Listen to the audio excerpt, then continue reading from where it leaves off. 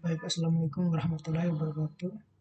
Sebelumnya perkenalkan nama saya Dharma Wangsa dengan NIM 1918-028. Di sini saya akan melanjutkan proyek tugas saya yang kemarin. Saya akan menjelaskan terkait proyek yang saya buat, itu penjualan pakaian. Nah, pada penjualan pakaian ini kita buat barang controller dengan public function index, return view, dan diikuti dashboard.barang.index. Maksudnya ini untuk mengembalikan nilai dari dashboard barang indeks ini yang ada di sini, dashboard barang indeks. Kemudian kita pada public function store request yang artinya ini bersifat publik. Kemudian hanya menerima request ini hanya menerima satu perintah, yaitu request. Kemudian validasi ini yang artinya itu untuk memvalidasi data yang ada pada database, seperti kayak nama required ini yang artinya itu nama itu tidak boleh kosong. Kemudian warna required yaitu tidak boleh kosong juga, begitupun ukuran, bahan, dan harga. Nah, ketika di return, predictor akan kembali ke barang ini dan akan menampilkan notifikasi aksi berhasil. Setelah itu public function update ini untuk mengupdate sebuah data itu hanya menerima request ini yang artinya itu hanya menerima perintah dari parameter request itu sendiri dari tabel barang. Nah, kemudian dilakukan validasi ini untuk memvalidasi data tersebut. Nah, ketika nama itu harus ada isinya, ketika nama itu kosong, maka dia tidak akan menerima inputan atau akan muncul notifikasi error. Jadi harus ada isinya. Kemudian barang update validasi untuk validasi barang yang kita update tadi. Kemudian return predictor ini untuk mengembalikan nilai dari barang tersebut, kemudian menampilkan notifikasi aksi berhasil. Nah, kemudian kita buat lagi public function destroy. Nah, dan di dalam itu untuk mengembalikan nilai parameter dari menerima nilai parameter dari barang itu sendiri. Kemudian barang akan dihapus. Kemudian akan memberikan nilai balik terhadap barang itu, memberikan notifikasi aksi berhasil. Nah, untuk drop down-nya itu termasuk di indeks. Nah, di sini tabel kelasnya bertipe tabel. Kemudian kita buat nomor, barang, warna, ukuran, bahan, harga, aksi. Sebelumnya saya akan memberikan contoh. Saya akan menjalankan programnya.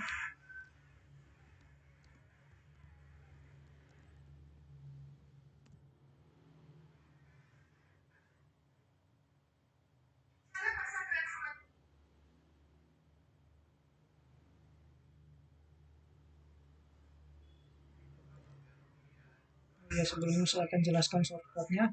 Nah, forest barang as barang ini hanya untuk seumpama membuat nama baru dari barang ini, tabel barang yang ada di database.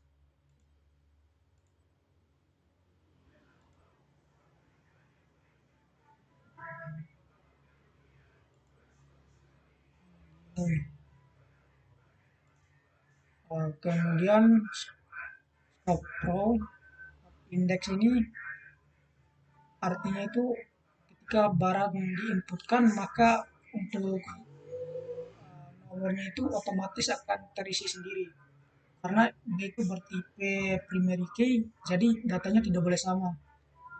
Kemudian barang ini dimasukin di nama, kemudian ada warna, ukuran, bahan, dan harga. Nah, kemudian di set datanya dan ada tombol button ubahnya. Di sini untuk mengedit barang itu. Kemudian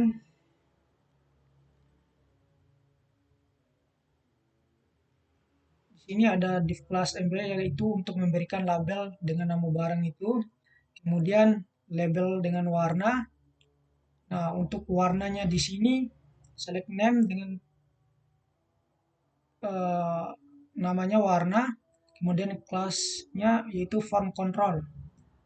Nah, dan di sini untuk option merah ini artinya untuk pilihan, ada merah, kuning, hijau, hitam, putih. Masuk di programnya.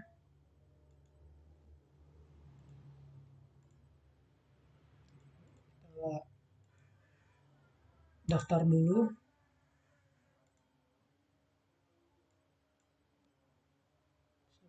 Contoh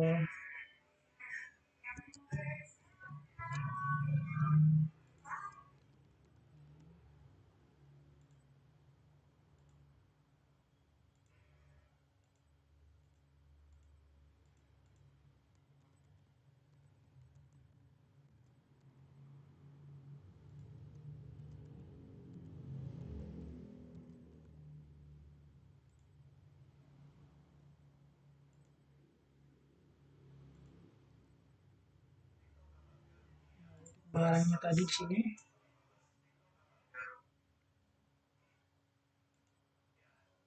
Nah, untuk penjelasan codingan yang ini, warna-warnanya di sini. Kita melakukan tambah data, maka di sini kita menginputkan nama barang. Misal kita memberikan kaos. Kemudian, nah, untuk warnanya ini ada pilihan merah, kuning, hijau, hitam, putih. Nah, jadi fungsinya di situ option ini untuk kita memberikan opsional. Kita memilih merah, kuning, kita tinggal langsung mengkliknya tanpa harus menginputkan datanya. Kemudian pada kelas embed kelas mempunyai label dengan ukuran. Ukuran itu untuk menampilkan labelnya di sini. Nah, kemudian untuk ukuran dengan tipe select name ini, kemudian dengan kelas font control, nah, diberikan opsional.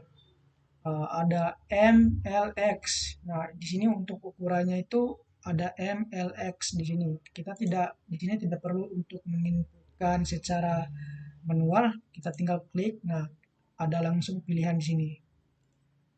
Nah, begitupun dengan bahan juga diberikan option katun, line, denim. Nah, untuk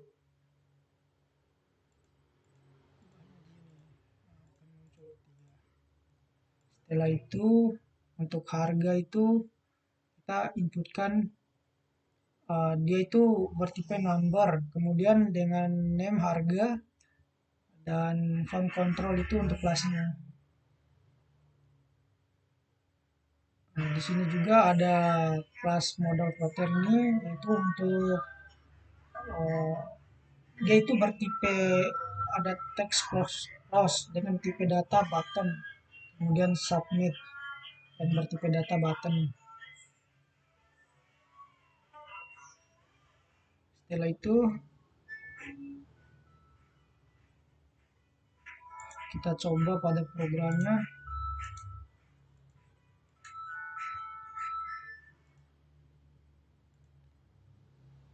Nah, maka akan ada notifikasi aksi berhasil yang seperti kita buat sebelumnya ini di barang controller.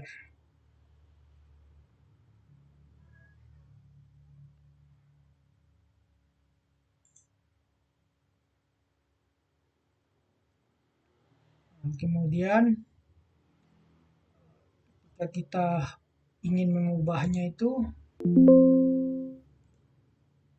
kita langsung bisa mengubahnya Semisal nama barang ini kemeja kita ubah menjadi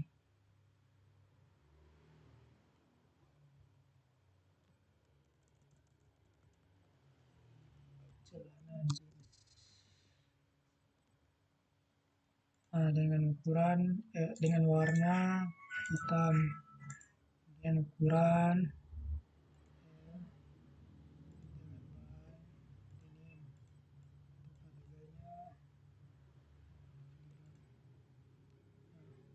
maka akan tampil notifikasi aksi berhasil.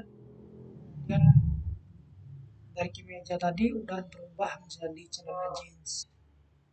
Nah, kemudian jika kita ingin menghapusnya, sebelumnya di sini akan ubah di sini dia di database-nya.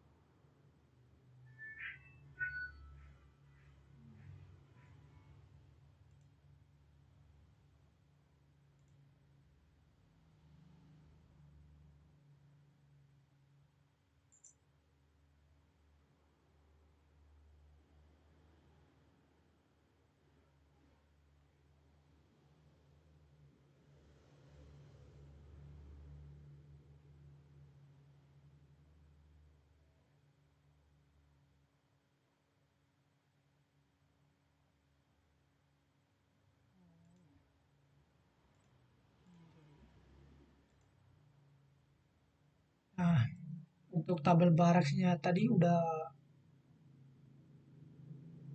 berubah menjadi celana jeans. Nah, ketika datanya kita hapus tabel barang, kita delete, nah, akan muncul notifikasi aksi berhasil.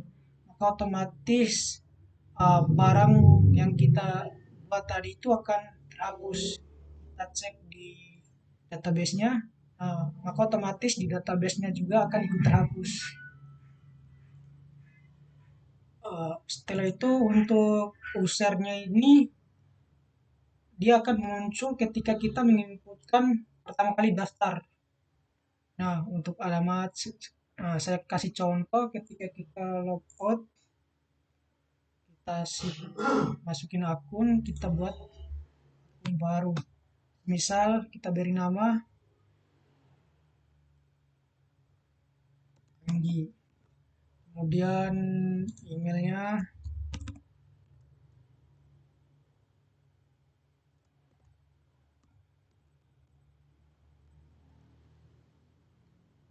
dan untuk alamatnya Malang. Passwordnya bebas.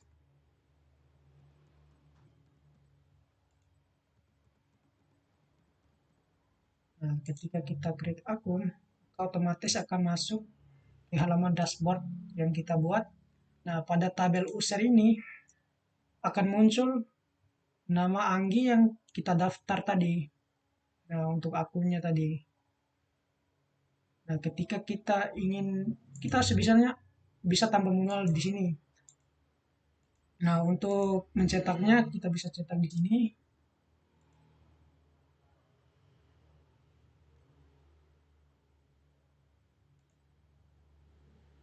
Kemudian untuk pegawainya ini kita bisa tambahkan dari sini. Nah, untuk tambah pegawai ini dia akan mengambil data dari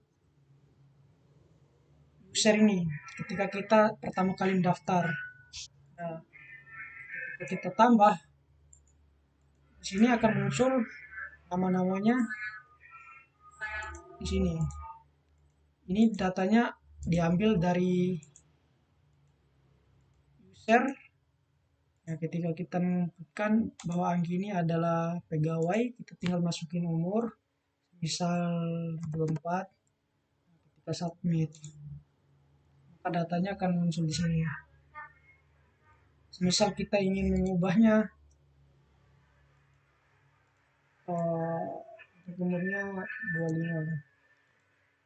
Nah, akan muncul notifikasi aksi berhasil, kemudian umurnya ubah.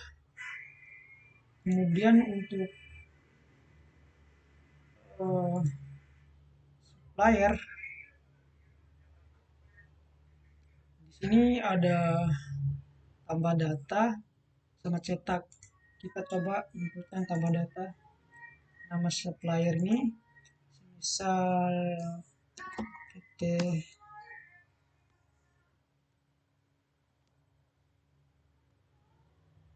PT.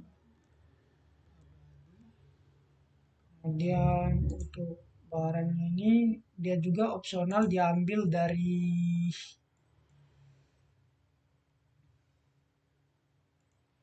nama barang ini. Ini kan nama barangnya kita ada 3, kaos, celana, sama kaos distro. Nah, otomatis di barang juga ini ada 3. Kemudian harganya tadi,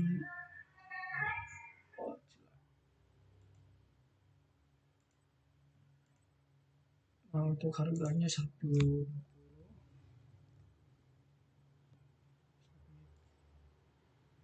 Nah, otomatis akan masuk di sini. Ketika kita ingin mencetak dari tabel supplier ini, kita tinggal klik di sini, maka otomatis datanya akan tercetak.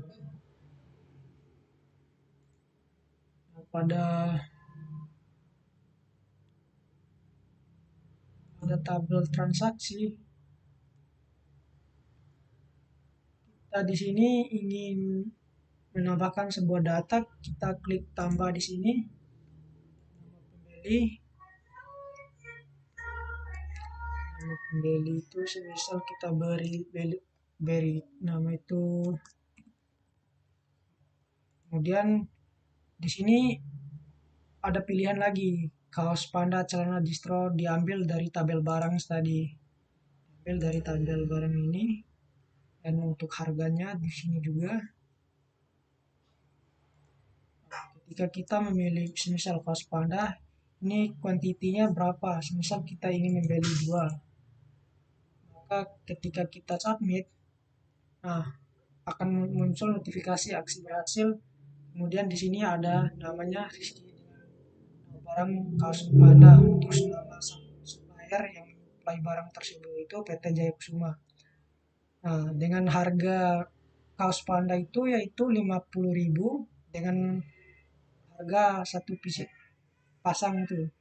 Karena kita membelinya 2, maka otomatis di total harga ini akan dikalikan 2 seperti yang kita inputkan tadi. Kan kita ingin membeli tadi 2. Nah, sedangkan harga dari kaos panda ini, harga 1 piecesnya itu yaitu 5.000. Jadi totalnya itu 100.000. Kemudian untuk memanggil fungsi tadi itu kita masuk di web. Nah, kita buat route. Jadi route ini ketika alamat transaksi ini di transaksi controller ini dengan nama index, dia akan memanggil fungsi dari barang controller dengan nama index. Nah, dia akan memanggil indeks yang ini. Kemudian diberikan nilai balik, yaitu akan dialihkan di halaman dashboard barang indeks yang ada pada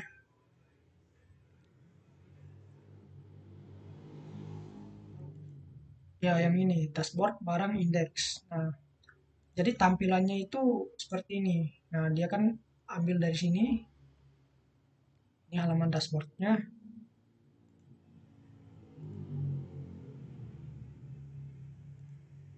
Kemudian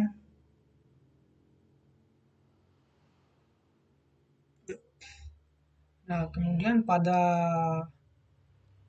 route delete transaksi ini dengan kelas transaksi controller destroy, yang itu bertipe namanya destroy. Jadi diambil datanya di transaksi controller itu di destroy.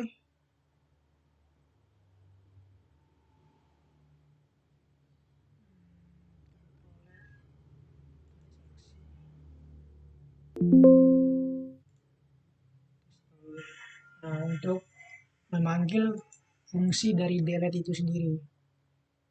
Kemudian pada root resource user ini kita memanggil fungsi dari user yang kita buat pada user controller class.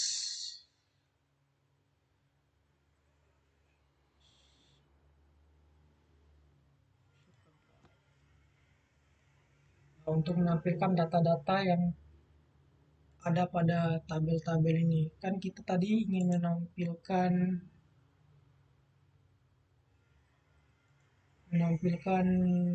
user ini. Nah, user ini. Nah, kita ambil dari user controller ini. Setelah itu dialihkan dengan return view ini untuk mengembalikan ke halaman dashboard user index itu. Kemudian public function ini sama kayak tadi itu, dilakukan validasi bahwa datanya itu tidak boleh kosong. Lakukan validasi passwordnya, kemudian langsung di return redux ini untuk mengembalikan ke data user itu, kemudian akan muncul notifikasi aksi berhasil. Kita menunjukkan sebuah data. Mungkin itu saja yang bisa saya jelaskan. Kurang lebihnya saya mohon maaf. Wabillahi taufiq wal hidayah. Wassalamualaikum warahmatullahi wabarakatuh.